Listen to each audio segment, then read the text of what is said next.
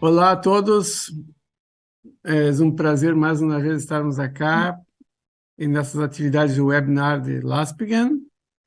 Esse mês temos essas atividades com o ESPGHAN, o presidente de ESPGHAN, e que ha hecho o programa, nos enviou os ponentes que vão apresentar as charlas.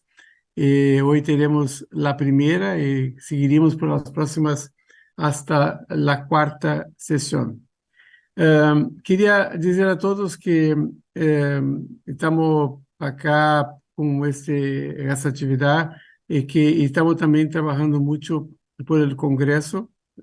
Estamos esperando o registro de todos para o Congresso do Rio de Janeiro. A programação sairá essa semana. A programação vai estar no site da sociedade, do Congresso. E teremos, queria chamar a atenção que teremos os postgraduate courses que vão acontecer no dia 25. Vão ser todos excelentes, hands-on de endoscopia, de motilidade, de doença inflamatória intestinal, enfermidade inflamatória. Vamos ter de nutrição, vamos ter de transtornos de eje cérebro-intestino e também um PPP. Tá? Contamos com todos vocês para se inscrições para esse congresso. E agora passo a palavra para a Natascha, que vai apresentar o ponente de hoje sobre o grupo de ESPGHAN. Natascha?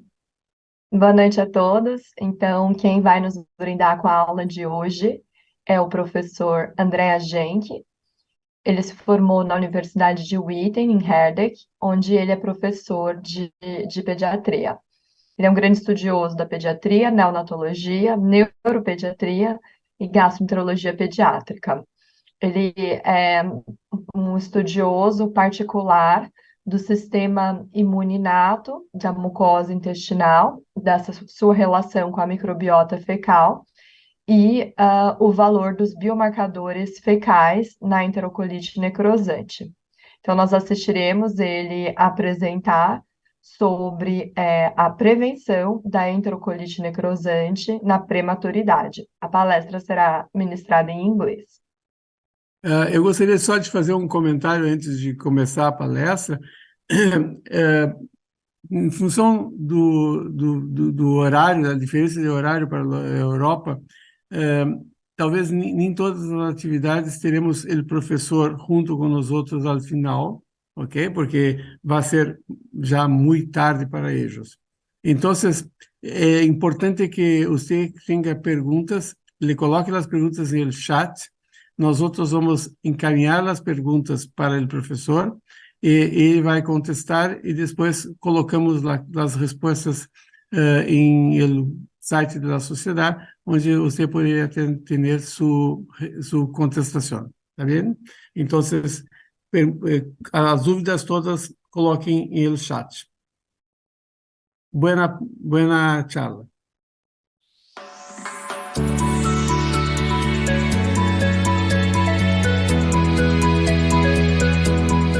Thank you very much. In the next 45 minutes, I will give you, or at least I will try to give you an update on necrotizing enterocolitis, focusing on diagnosis, pathophysiology, and most importantly, prevention. So,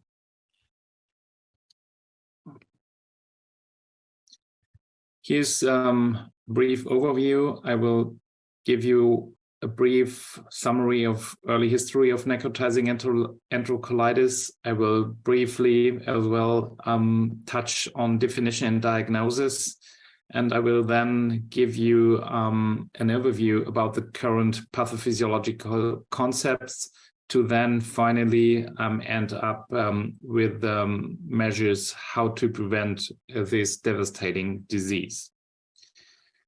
So, interestingly, necrotizing enterocolitis was first observed in foundling hospitals in Paris, France, and in Vienna in the 19th century, and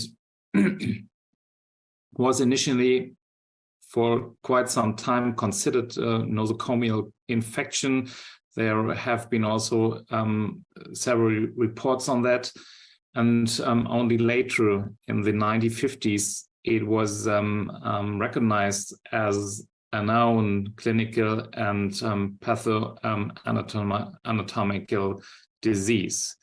And it was then recognized as a clinical entity in the 1960s and the 70s, when also the neonatology became more and more a more sophisticated area of medicine. And at this time, mortality exceeded 70%. So it was very much, the physicians were very much afraid of this disease during these times. And to be honest, we still are. So at that time, the authors, the physicians had two possibilities to manage the disease: either conservative, patients were kept NPO, nasogastric suction was implemented, and the patient received systemic antibiotics and IV fluids. Or on the other side, one could go for surgical management, which was removal of necrotic non-viable bowel and anastomosis, or in our time at the moment, implementation of a stoma. So to be honest, the management has not changed dramatically over the last 50 years. So let's move on to the different entities, because nowadays necrotizing enterocolitis is more recognized as a diverse disease. So we first have something like spontaneous intestinal perforation, which has to be separated from necrotizing enterocolitis, which is usually not associated with severe inflammation. Then we have ischemic intestinal necrosis, which is most commonly seen secondary to heart disease. And in these cases, the colon is the most commonly involved site. Then we have food protein intolerance enterocolitis syndrome, which has only recently recognized as a new entity. And this usually manifests in term infants, but can also be a very detrimental disease. And then we still have what we now call classical necrotizing enterocolitis, which most commonly affects the very low birth weight infants below 28 weeks of gestational age. And during the rest of my presentation, I would just only focus on this classical necrotizing enterocolitis. So what is this from a clinical point of view? It's an acute inflammatory disease process of the bowel. We have substantially elevated systemic and also fecal inflammatory markers. Mortality rate is still very high with the 20 to 50%. And the survivors still suffer from quite high morbidity. The age of onset varies inversely with gestational age. So that means children which have a lower gestational age tend to develop the disease later in life. And the incidence varies inversely with birth weight and gestational age. So the greatest risk is in premature infants with a weight below 1 kilogram and below 30 weeks of gestational age, and it still affects only 1 to 3% of all NICU admissions. So these are quite old data, but still very. It still reflects very well what happens. So gestational age at diagnosis, but you can see it's more the lower children, and age of onset, which was, even though obtained in the 1980s, it's still the same. So we have this peak around the second to third week, and then the risk slowly goes down, and after 4 weeks usually there is only a very minor risk for the development of necrotizing enterocolitis. So what we have as clinical symptoms is abdominal distension, feeding intolerance, lethargy, apnea, respiratory failure, and then eventually circulatory instability. And these babies, they have this abdomen, this belly, which is distended, and you can see the abdominal veins, which then are filled, and there is usually some shiny appearance of the distended belly.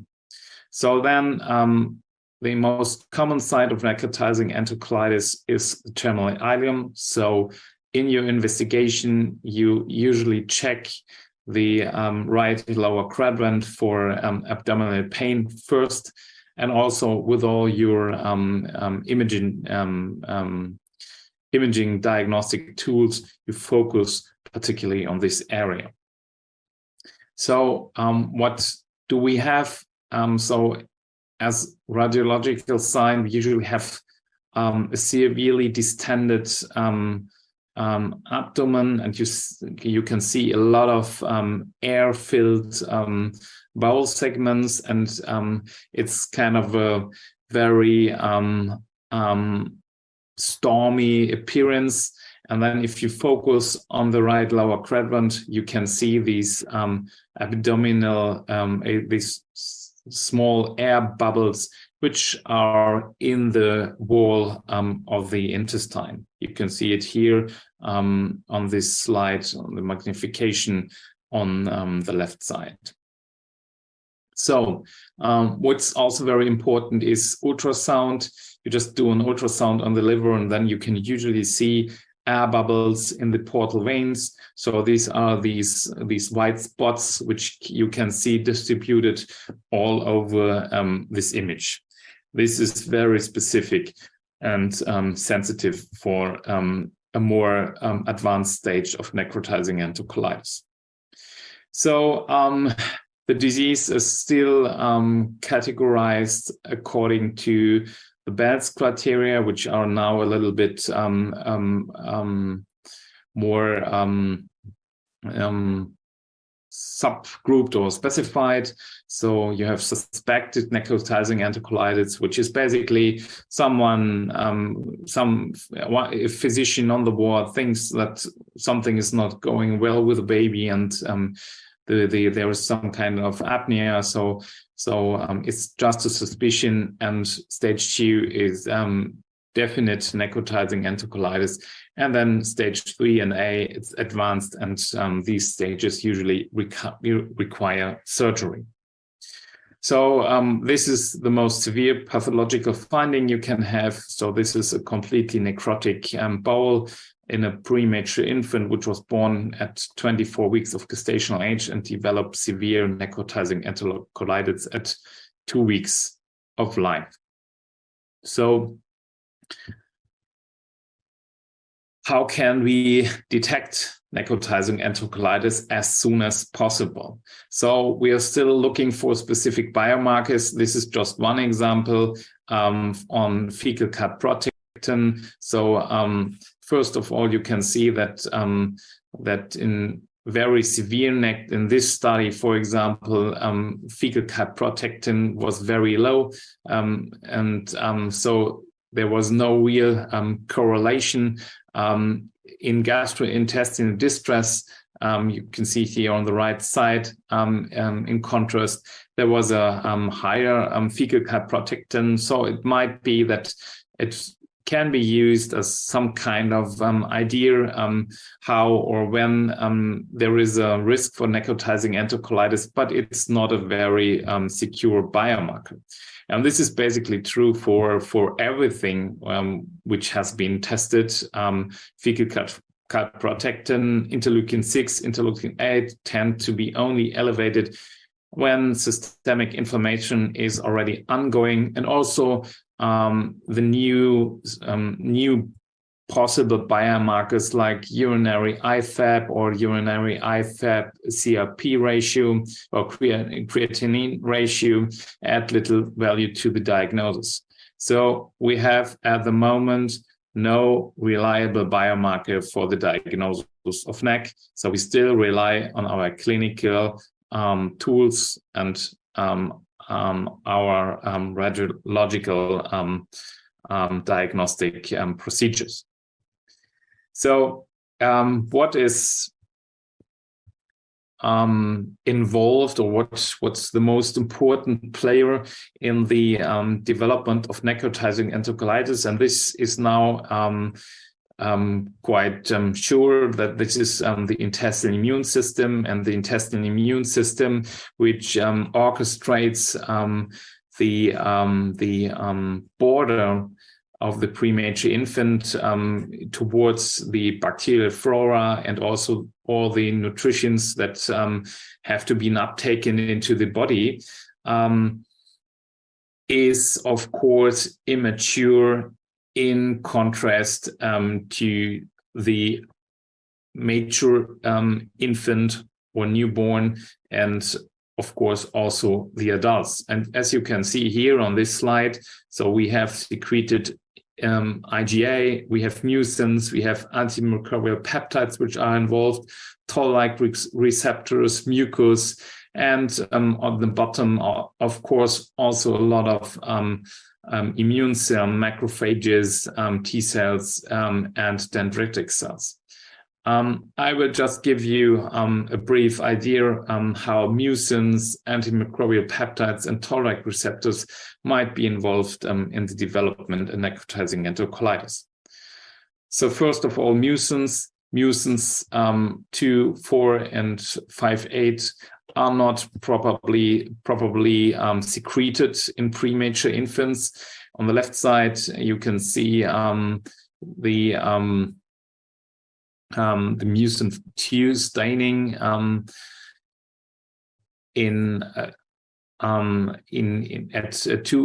12 weeks of gestational age. And what you can see is that the mucin is not transported to the upper part of the villi. It is stuck in the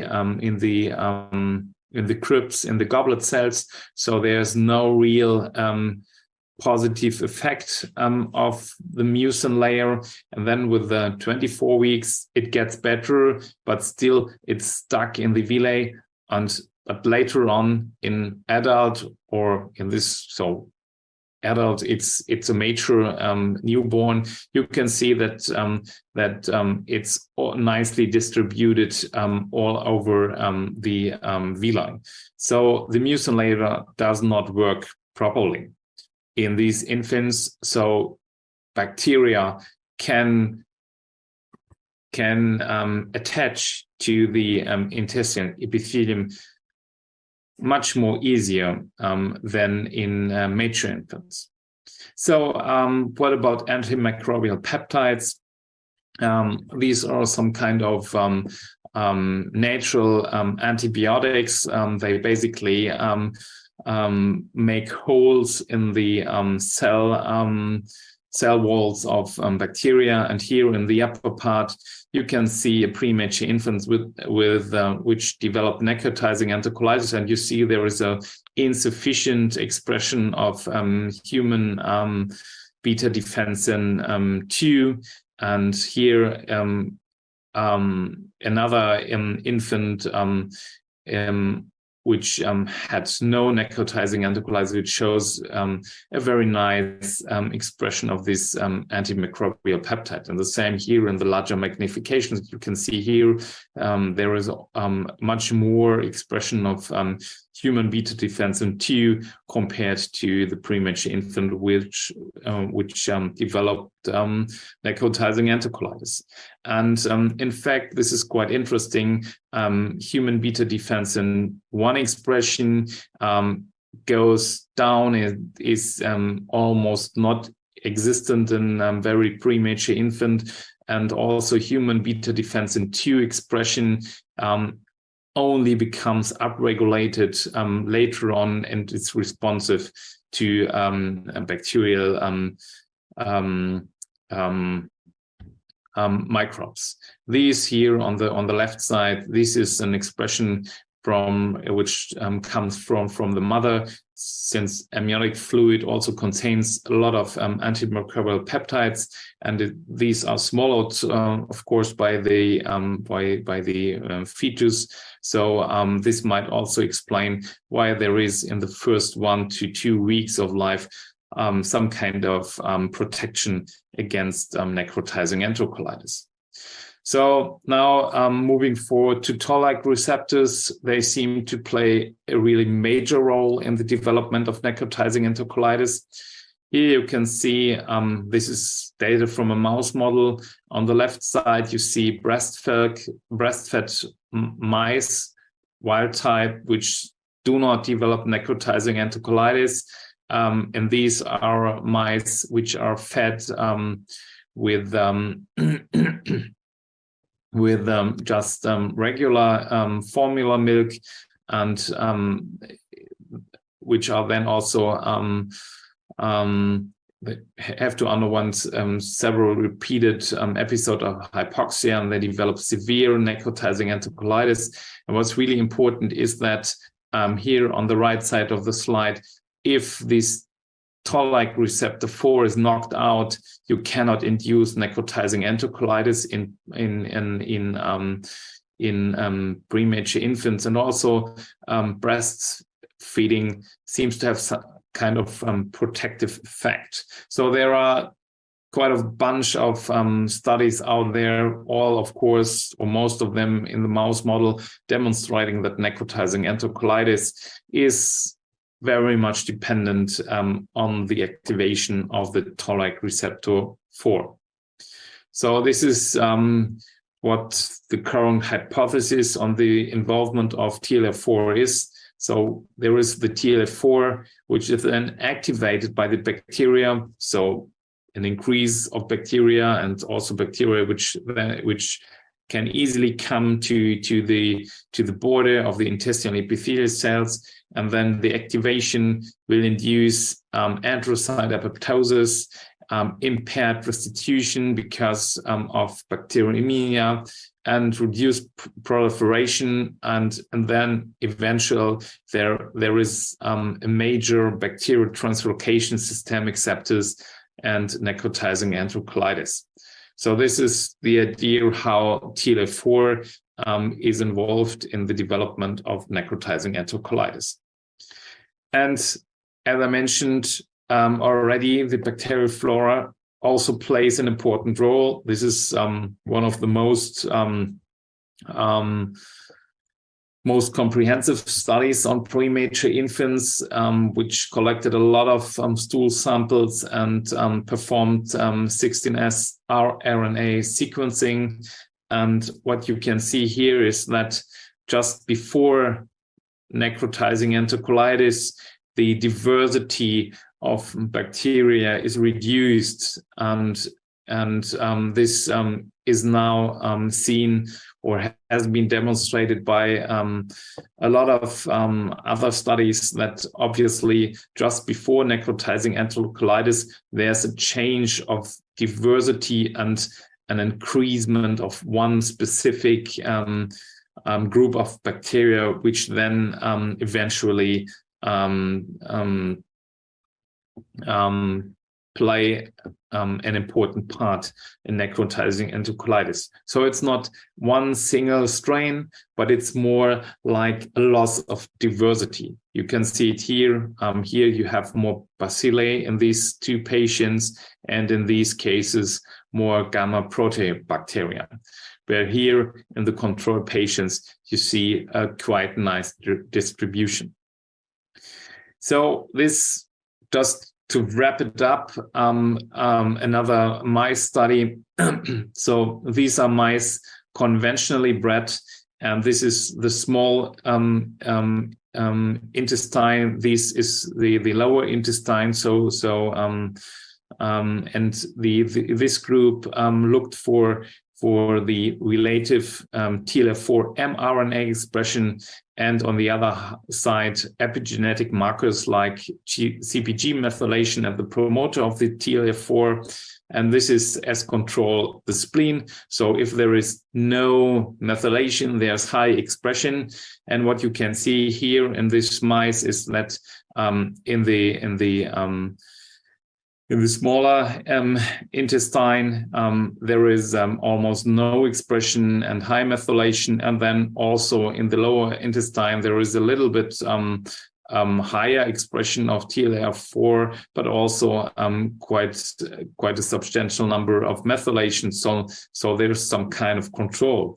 And what was really interesting in this group is that they found that if there are mice which are bred in a germ-free environment, these mice showed a much higher expression of the TLR4 in the lower intestine, which was correlated to methylation at the CpG motifs in the promoter. So obviously, there's some kind of crosstalk between the bacteria and the intestinal immune system, and in this case, with the TLR4. So the right bacterial flora seems to be crucial for prevention, or in the other way around, a wrong or uncontrolled bacterial flora is plays a major role in the development of necrotizing enterocolitis. So what about nutrition? So this is data from piglet study. So these mice, these are no mice, obviously. So these are piglets which are born a little bit prematurely, and they developed necrotizing enterocolitis spontaneously if they are fed with formula milk. So like 40 to 50% develop necrotizing enterocolitis, while when fed with breast milk, only a very small part or proportion of these piglets develop necrotizing enterocolitis. So why is this? So obviously, this group also analyzed several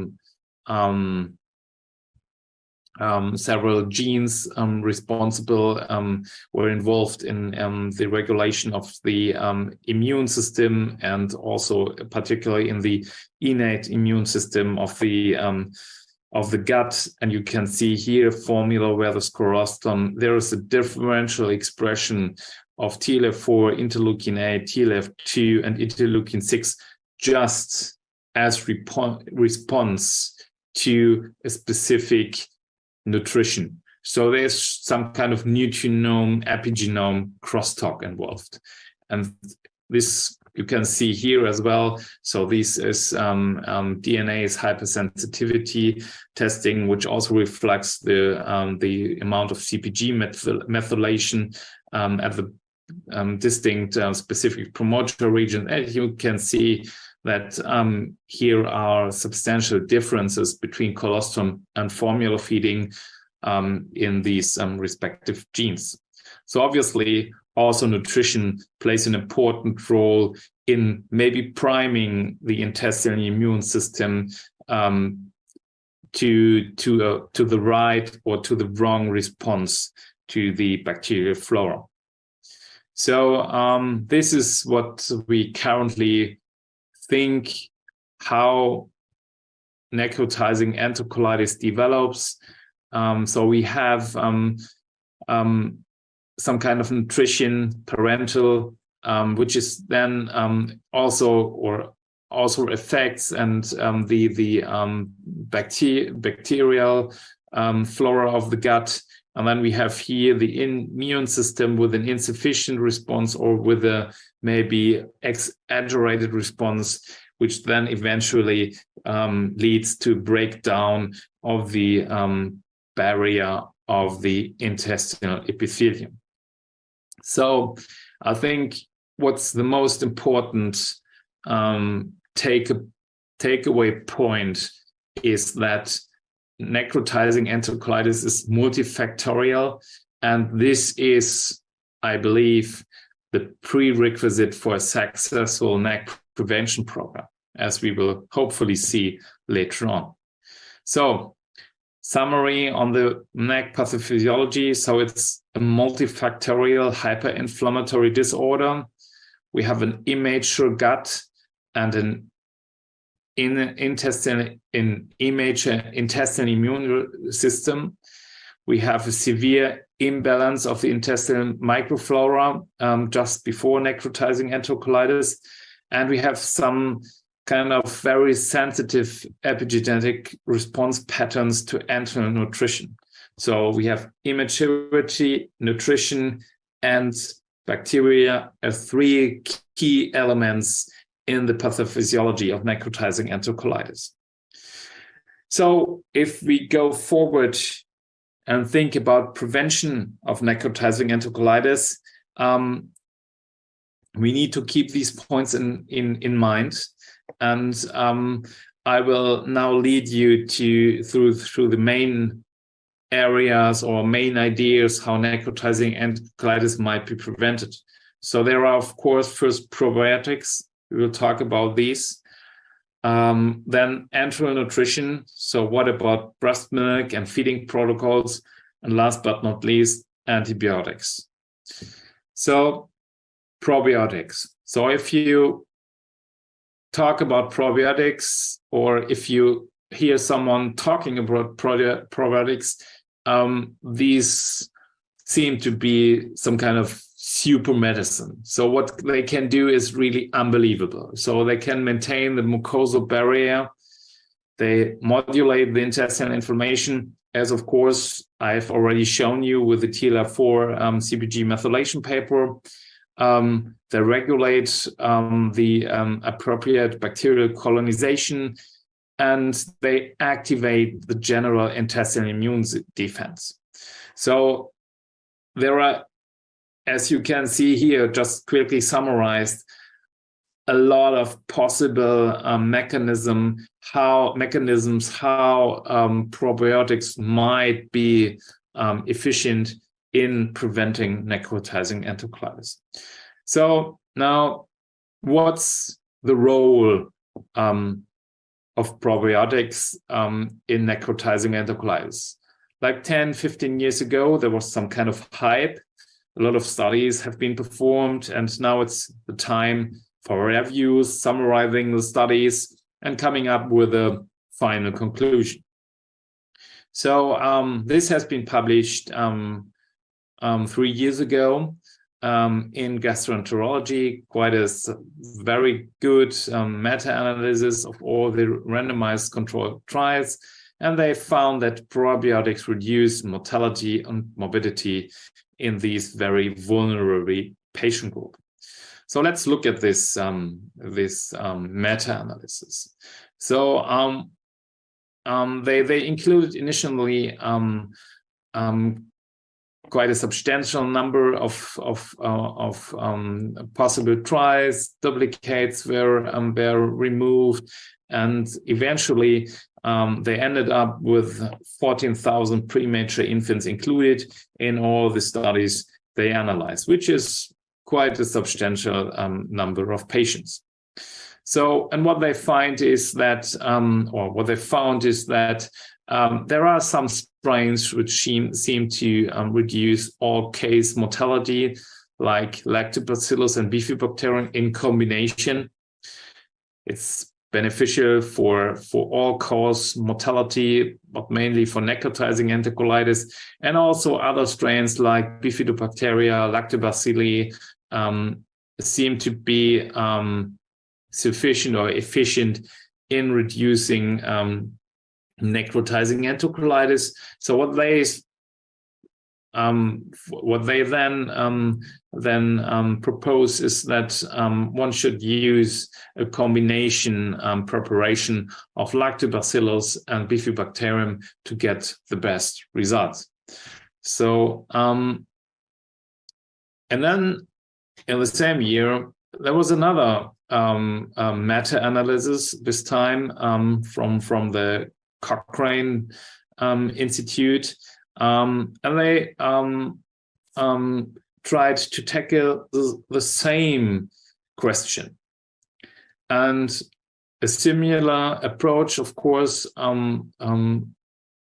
but they ended up with a little bit less patients, or quite a substantial number of 20%, 25% less patients. So almost 11,000 infants were included in this trial.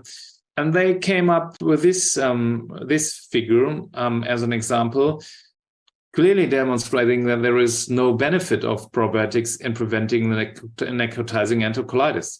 If you can see here, for example, combination preparation of Bifidobacterium, Lactobacillus, and Streptococcus, the black ones. So you have here on this side one study showing an effect, two studies no effect, and a negative effect, and then here some studies with no effect at all. And this distribution, the authors found with all these studies. You have a study which shows that there is a reduced risk of necrotizing enterocolitis if you use strain A, B, or C, but you have also studies which demonstrate the exact opposite. So I think this is quite interesting, because Morgan concluded, as you can read here, that there is sufficient evidence that everyone should use probiotics in premature infants to reduce the risk of necrotizing enterocolitis. And the other authors of the Cochrane review found that there is not sufficient evidence demonstrating that probiotic supplementation reduces the risk and the overall mortality of necrotizing enterocolitis in very low birth weight infants. So the situation, from my point of view, is quite unclear. But if you look in the literature, there is a really, from my personal point of view, nice study, which now is 6 years ago, also a meta-analysis. They basically did the same, but only included 4,000 patients, because, of course, after 6 years, several large studies have not been published at that time. And what they found is that in their study that overall there's some evidence that there is a benefit of probiotic supplementation in the prevention of necrotizing enterocolitis. But what they did in addition then, they clustered the studies according to their area of origin. And what they found is that for the European studies, there was no real benefit or effect on necrotizing enterocolitis, as you can see here. In contrast to the Asian studies, there was a clear effect of probiotics in preventing necrotizing enterocolitis. And maybe I might mention here that in Asia, less than 20% of the premature infants in the NICUs received breast milk, compared to Europe, where we have usually something between 70 to 80%. And last but not least, Latin America, not so many studies, just two in this say. So we cannot say too much for this region. So I think probiotics is still undecided. There are so many strains out there, and it might be worth that everyone considers their own environment in which he's working, and whether it might be worth trying or implementing a supplementation to reduce the risk for necrotizing enterocolitis. In our hospital, for example, we do not use probiotics anymore. We did, but nowadays we have like 90% of the patients on breast milk, and we haven't had a necrotizing enterocolitis for now almost 2 years. So let's move on to enteral nutrition. So breast milk. So it's of course very difficult to perform studies on breast milk, because breast milk is of course the natural feeding of all humans, or all humans. So it's not ethical to just withdraw the breast milk from these patients. This is the most recent meta-analysis on these studies, and there are no real clinical trials. Most studies are observational, as you can see here, 26 observational studies, 90%. And there's also large heterogeneity of the trials, and the authors could only found like 1,600 patients which were of sufficient quality for further analysis. But what they found is that in these randomized controlled trials, but also in the observational studies, there's a clear benefit of human breast milk compared to preterm formula, breastfeeding and donor. And it's even if you just give more than 50%, there is a reduction of necrotizing enterocolitis by 50%. But at the same time, there's a high heterogeneity of the trials, and there's also, of course, a publication bias. So it's complicated to do these studies, and therefore it's difficult to find enough scientific evidence to clearly demonstrate that breast milk is the right tool to prevent necrotizing enterocolitis. But from personal experience, and if you talk on congresses with your colleagues from the other NICUs, everyone is convinced that breast milk is the most powerful tool we have at the moment for the prevention of necrotizing enterocolitis. So how does it work? And again, similar to the probiotics, but in this area a little bit more backed up with the scientific evidence, is that the breast milk has a lot of influence on the human immune system and the gut flora. Of course, we have the human milk oligosaccharides, which then can tackle pathogens, but also can improve the growth of bifidobacteria and lactobacilli. The breast milk contains lysozymes, lactoferrin, lactoferrin, and of course also EGA, and also a lot of metabolic factors which strengthens the intestinal epithelial cells and the barrier.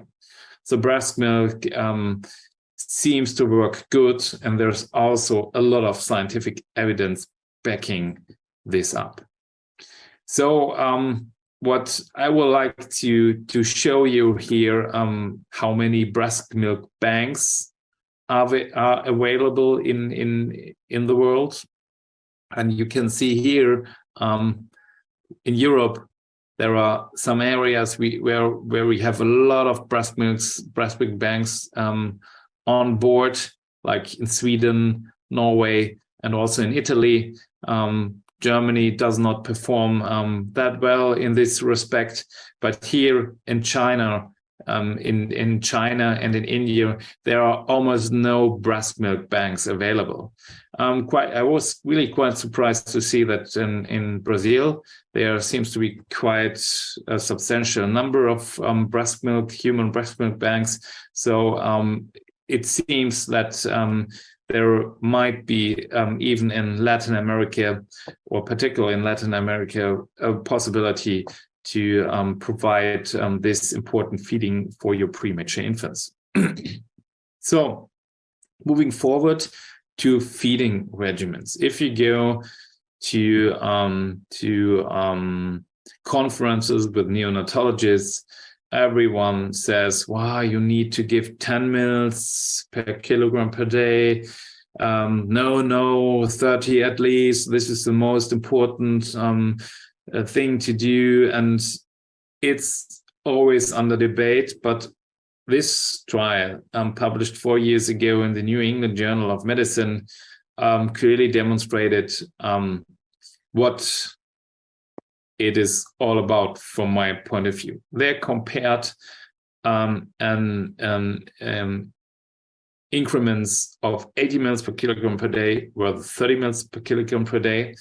And what they found, so these are the two groups.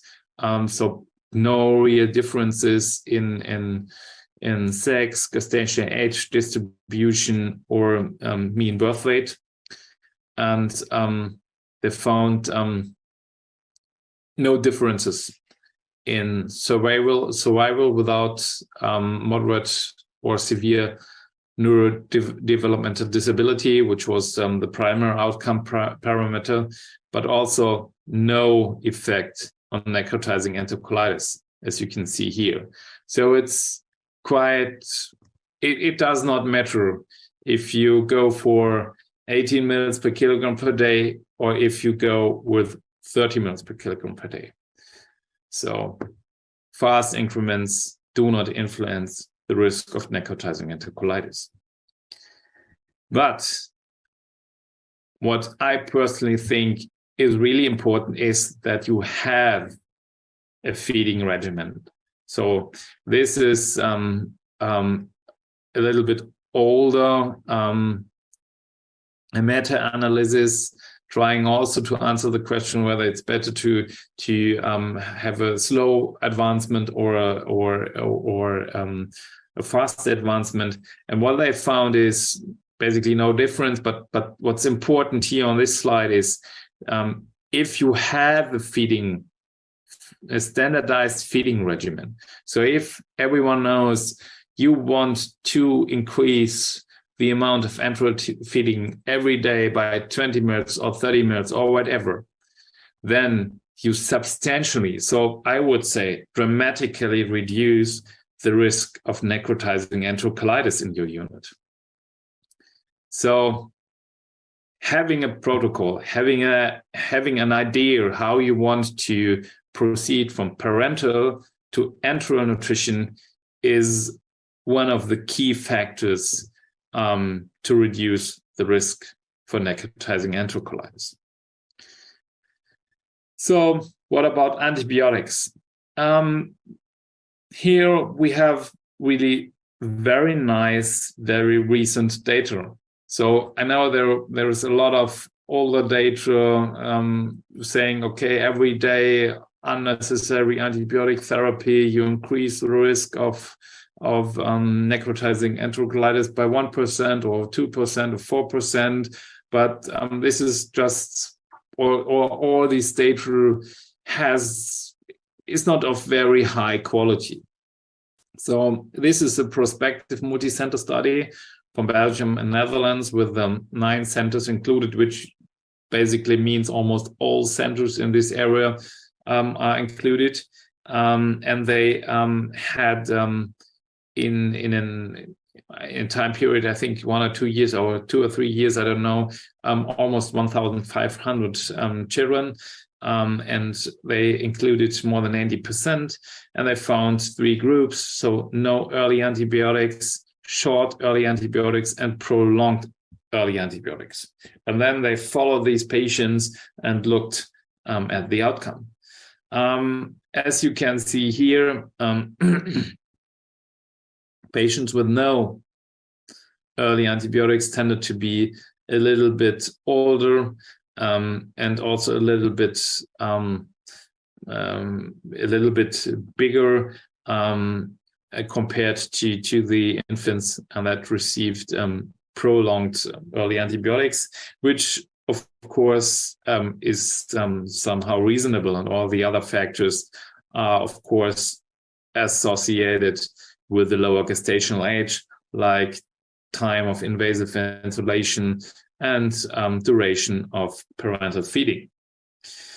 So what they found is that in all groups, the risk of necrotizing enterocolitis is about the same, 3%, 3%, 4%, which requires surgical intervention. But with respect to just a conservative management, in this group, which just received a short shot of early antibiotics, had a substantially reduced or lower proportion of necrotizing enterocolitis. So you can see here the distribution is quite the same in all groups. Of course, no EEA has a lower number of patients because this group has been also the smallest. And the effect is quite clear in this study. So if you compare any early antibiotics to no early antibiotics, there's a reduction in the risk of necrotizing enterocolitis by almost 20%. But most important, if you look for short, so less than 72 hours antibiotic therapy compared to no antibiotic therapy, there is even a reduction by 30%. So, and if you then compare prolonged to no, so prolonged seems to have a tendency to higher risk for development of necrotizing enterocolitis, which then becomes significant when you compare that to a short course of antibiotics. So I think what's really important is that one should not hesitate to use antibiotics if they are indicated, but it's very important that you always think about discontinuing them. So in the moment when you start the antibiotics, you must have an idea when you want to stop them. I think this is a very important, critical takeaway message from this study.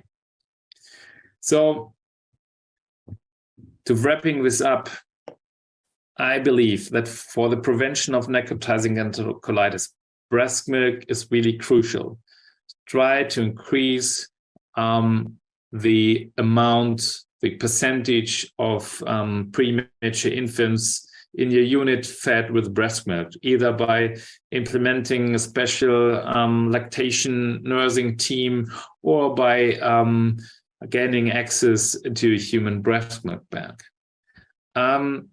Probiotics, from my point of view, can be considered, but you should make this decision dependent on your local NEC incidence. So if you have a very high incidence of necrotizing enterocolitis, I would suggest or advise you to try probiotics. If you have a very low NEC incidence, like less than 5%, I think there is no additional effect you can expect from probiotic supplementation. What's really important is that you have a standardized approach on how you want to feed these babies, how you want to proceed from parental nutrition to complete enteral feeding. So this is much more important than the speed of this process itself. And then last but not least, do not hesitate to use antibiotics if they are really necessary, but you need to stop them as soon as possible. With this, I would like to thank you for your attention. If you have any questions to this talk or any suggestions, you can contact me via email. I wish you a nice and pleasant day. See you. Bye-bye.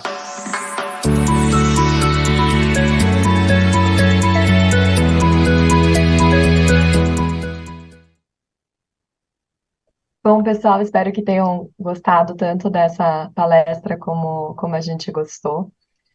Alguns pontos que eu achei particularmente muito interessantes foi a discussão, né, da pouca utilidade da calprotectina, porque houve um tempo em que se acreditou que podia-se usar o seriamento desse marcador para prever crise de enterocolite necrosante. Hoje a gente já tem dados que mostram que não é possível fazer isso. Era algo que estava sendo estudado, mas que nem era factível na prática clínica, né? Porque na maioria dos centros o tempo de turnover da calprotectina não é rápido.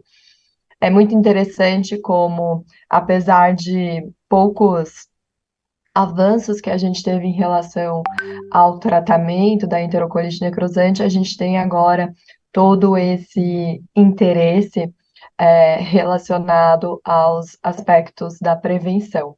E o leite materno aparece como algo essencial, né, na prevenção e sabidamente benéfico na regulação desse microambiente, da microbiota intestinal e do lúmen intestinal, no contexto da enterocolite necrosante. Outra coisa que, para mim, é bastante interessante foram esses dados que ele apresentou em relação a ter um protocolo de alimentação.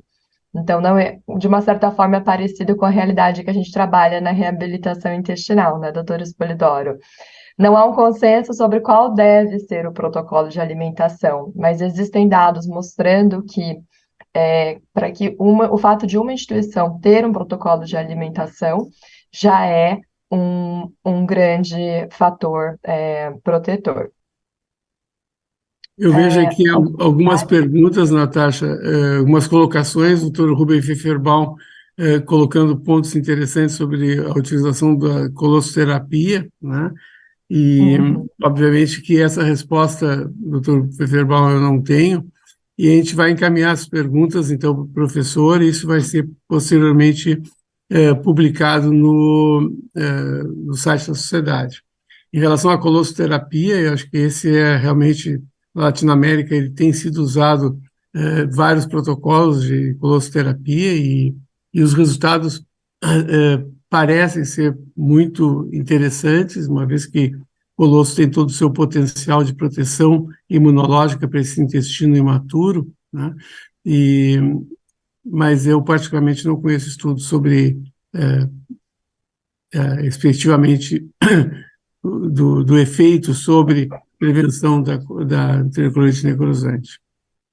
Se o doutor Rubem quiser fazer algum comentário escrito ali, eu posso fazer a leitura.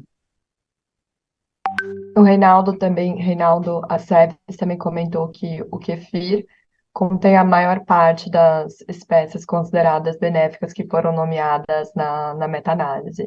Realmente, esses dados sobre o probiótico que o professor apresenta são bastante interessantes. Eu acho a conclusão dele um pouco ousada em relação esse uso a ser considerado em algumas regiões. E também acho que a gente tem uma dificuldade, né, na escolha desse probiótico e algumas controvérsias relacionadas ao uso de probiótico em uma criança que faz uso de um catéter de um acesso venoso central, né? Que são perguntas que ainda não estão bem respondidas. Em relação ao uso de probióticos na prevenção da enterocolite necrosante, eu acho que, não sei, o kefir, na verdade, ele é um produto muito mais amplo, eu não sei se ele tem sido usado especificamente em prematuros.